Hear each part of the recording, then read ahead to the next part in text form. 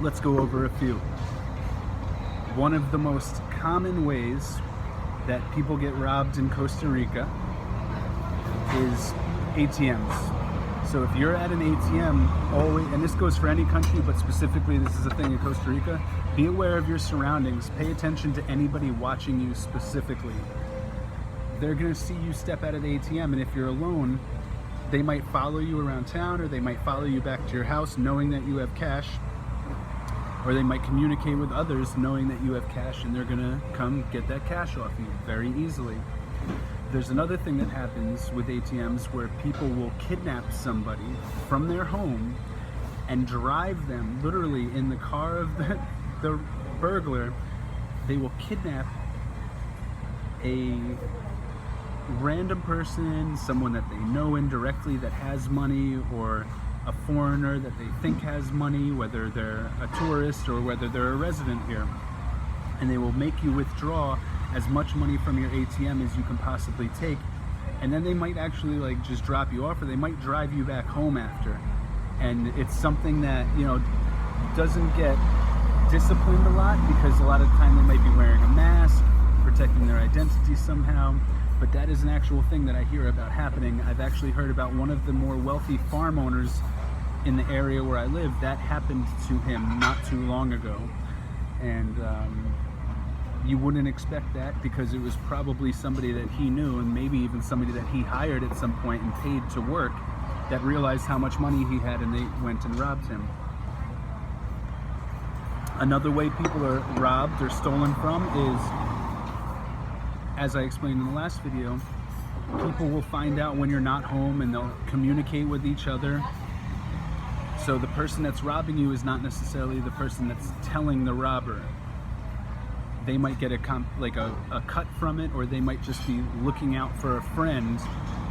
And this happened to me, but it does happen to a lot of other people. So neighbors look out for each other, and when there's a weird motorcycle or a weird car outside my house, my neighbor, who I am on good terms with, will let me know. If I'm not there, he'll text me, hey, do you know this person in this vehicle? Might even get a photo.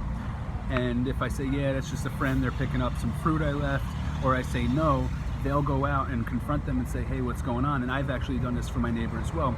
That's why my neighbor has found it really beneficial to be honest with me, even when he's done something dishonest, because he knows I'm the only person protecting his property and his family when he's not there. And he realized, man, if I'm on bad terms with Toby, I don't have my security guard at the front gate anymore. And we've resolved, yeah, it's probably better to be friends and have a good relationship, because I do help you a lot. And we had a couple months, you know, you go through a little argument when one person doesn't want to admit doing wrong. We all have relationships like this in our lives, but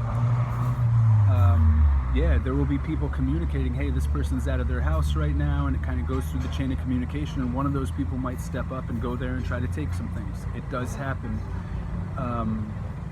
At beaches, specifically at beaches, but I'm sure other areas like waterfalls and other public tourist areas, there's sometimes, depending on the beach, sometimes criminals and robbers lurking. And if you have a car and they see that you're going in the water, or you're going surfing or something, they might break into your car. Most people don't lock their cars, so they might try to open the doors and take whatever they can, whether you have cameras in there or backpacks, or who knows, shoes, sandals, anything that they can take. Might have even left your wallet in there. They're gonna take it. And that's happened to many, many people I know, specifically in the Central Pacific and Jaco area, a little bit in Playa Hermosa, definitely more in Estorrillos area. Some of the areas of Perita that up until this year didn't have paved roads, so they were a little more, let's say, remote, like Palo Seco and Bayuco and places like this. Playa Bandera, it happens quite often. In Manuel Antonio, I imagine it happens quite often. In Uvita, because there's more money going there, more tourism. So always lock your car, you know, have security on your car, or even pay somebody that might be local there to watch over your car. And they do have people that hang out at the beach that watch over the car, but at the same time, I reference back to the other thing, they might be a person that messages their friend, hey, there's a Mercedes or a Porsche parked down by the beach, you might want to come check out if the doors are unlocked. So be aware of that. Now, You rarely get stick-up robberies, like somebody walking through town and like kind of just grabs you and says, give me your money. Every once in a while, businesses get robbed here. So if you're planning on opening a business that has a lot of cash flow in it, I highly recommend hiring some type of security guard for the evenings, and they have armed security services that you can hire around here. Every time I see a Facebook post about some type of armed robbery going on, whether it's in Capos or Jaco or San Jose, it's always at nighttime, it's always right before the place is closing, and for some reason there's only like one girl working in the store, and there's only like 1 or 2 customers just hanging out there, and then these people come in. It's usually 2 guys on a motorcycle. They keep their helmets on so you can't identify them. They wear long sleeves so you can't see any tattoos or noticeable markings. So if you're going to open a business, or if you're going out to stores in the evening when the sun's down, anytime after like 6 p.m. until 9-10 p.m., that's usually the prime times that these guys are robbing businesses. And they're probably local guys. They probably live in the town. They're probably in there during the daytime, seeing what's going on, scoping it out. And yeah, so that's some of the ways that you can get robbed in Costa Rica.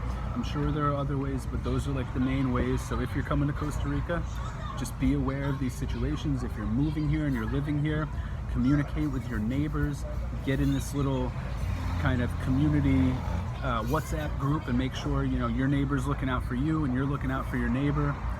And shit happens sometimes, so you figure out very quickly who you can trust and who you cannot trust. And thankfully, when I first moved here, the neighbors that were communicating with the sellers of my house that were robbing me, and they know they did this, many other people know they did this. I did not file a denuncia because I told them to stop, and they stopped.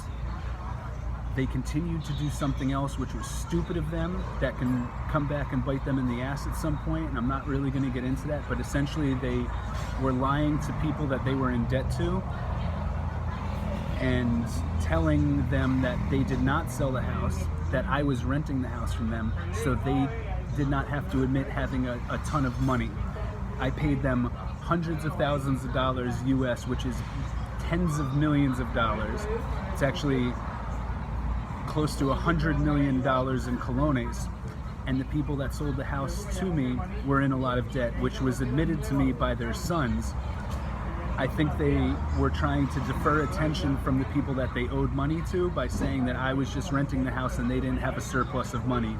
So they were telling people around town that I was renting the house, which looked bad on my reputation because I was telling people I bought the house, which is the facts of the matter. So they were defaming me by lying, and I could have filed a denuncia for that. I could still file a denuncia for that, but I don't want to waste my time, and I don't want these people in my life anymore, and they're just not worth it, simply. I was hoping that we would have a good relationship, but they were doing dishonest things from the get-go, and it's a very unfortunate situation, but things like that happen. But reference my last video if you ever need to file a denuncia. If you do get robbed and you somehow know the identity of these people, you can go directly to the OIJ and file a denuncia, and that's like the FBI here, and they will help you as much as possible. And although the justice system is way different here than in the United States and Canada, usually they don't keep people in jail too long, and those people might come after you out of anger after, so it might not be worth it to file a denuncia. Try to speak to people, communicate, because for the most part, Ticos are really good people comparatively to other populations on the planet, and there's dishonest people everywhere, but ego gets to us every once in a while. People lie. If you're honest and genuine with somebody, there's only so much their ego can take. There's only so much lying they can do before they have to admit the truth to themselves, before their family starts giving them a hard time. And sooner or later, justice will happen one way or another if you believe in karma.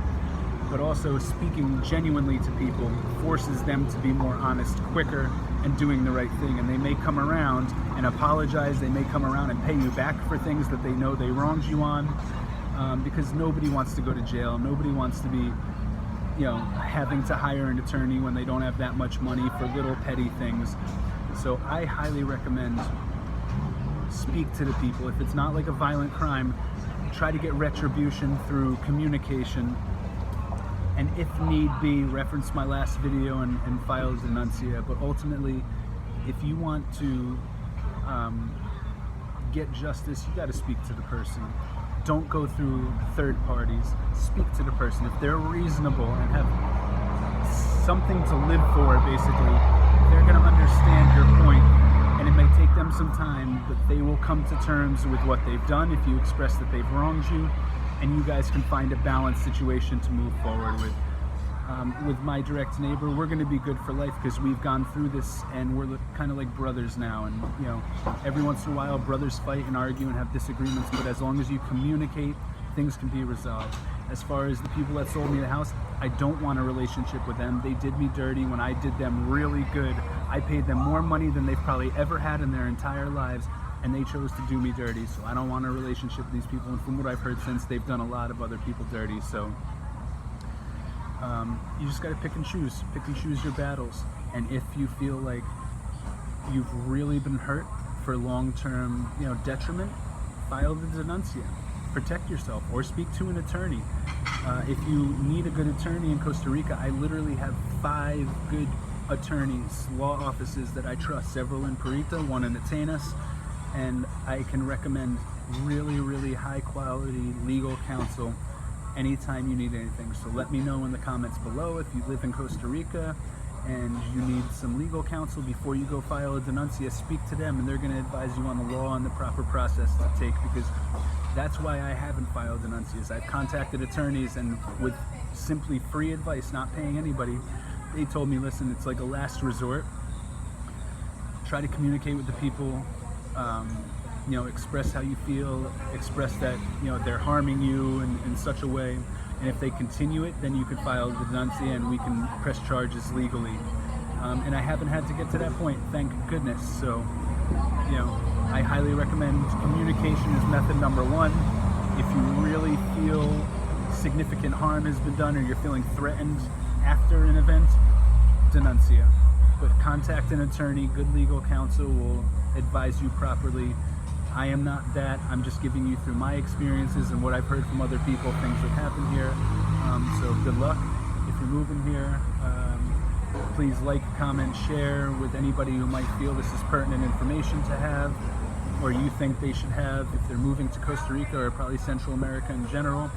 And signing off. Thank you guys for tuning in.